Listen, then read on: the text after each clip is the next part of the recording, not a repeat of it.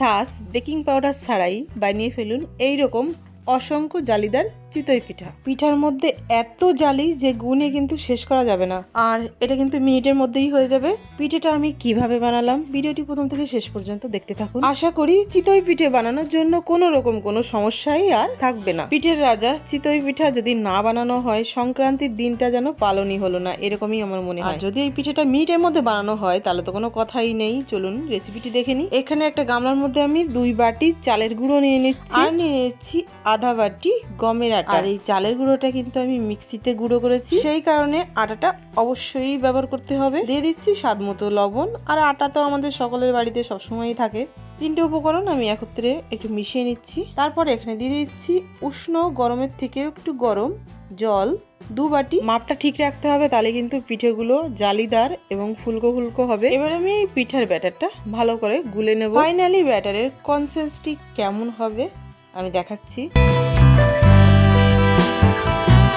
পিঠেটা বানানোর জন্য ব্যাটার কিন্তু একদমই রেডি হয়ে গেছে, আর ব্যাটারটা ঠিক এরকম বানাতে হবে। যেহেতু আমার কাছে ছাঁচ নেই তার জন্য আমি এখানে একটা সরা ব্যবহার করছি। ছাঁচের ঠিক মাঝখানে তেল জল একসাথে ব্রাশ করে নিলাম। গ্যাসের যে সাইডে ছোট সেই সাইডটাই সরাটা রাখতে হবে। 1 হাতা পিঠের ব্যাটার দিয়ে ঢাকনা দিয়ে ঢেকে দেবো। পিঠের ব্যাটার দেওয়া থেকে শুরু করে শেষ পর্যন্ত গ্যাসের ফ্লেম একদমই হাইতে রাখতে হবে। আর এটা বানাতে আমার মাত্র 2 মিনিটের মতনই লাগছে। চামচ দিয়ে তুলে নিলাম, আর কত সুন্দর উঠে গেছে। কাপড়ে তেল লাগিয়ে আমি পিঠে দেওয়ার জায়গাটা একটু মুছে নিলাম।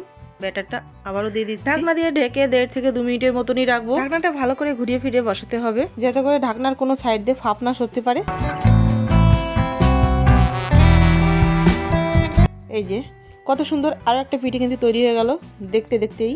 এই একইভাবে আমি কিন্তু সব পিঠেগুলো বানাই নেবো, আর পিঠেগুলো কিন্তু আমার দেখতে দেখতেই বানানো হয়ে যাচ্ছে।